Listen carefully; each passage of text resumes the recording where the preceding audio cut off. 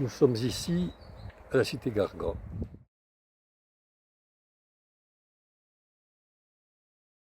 Gargan, c'était un des directeurs des usines de Vadel qui a donné son nom à cette cité.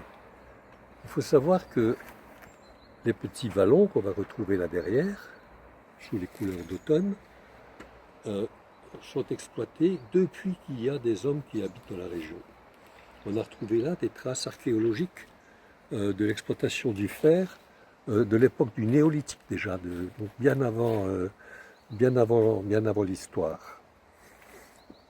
Cette cité s'est développée au moment où l'acier lorrain a pris de l'importance, et les premiers migrants qui sont venus à Hayange, ce n'étaient pas des Italiens, ce n'étaient pas des Maghrébins, ce n'étaient pas des Polonais, c'était des Allemands.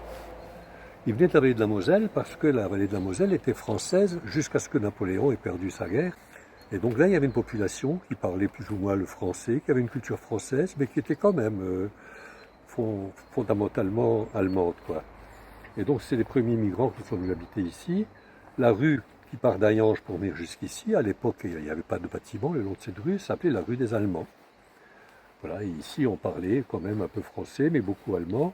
Et c'était des mineurs costauds et des travailleurs qui habitaient là. Caractéristique de cette cité, c'est aussi, on voit les cités ouvrières. Les ouvriers habitaient au fond, là, dans le vallon. Au-dessus, on habitait les contremaîtres.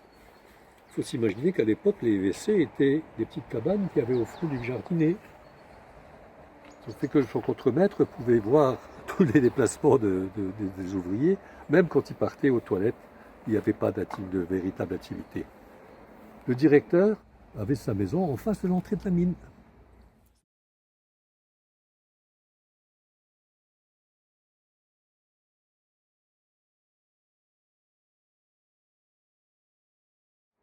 Ça lui permettait de voir à n'importe quel moment qui arrivait en retard, qui était en avance et comment les choses se passaient.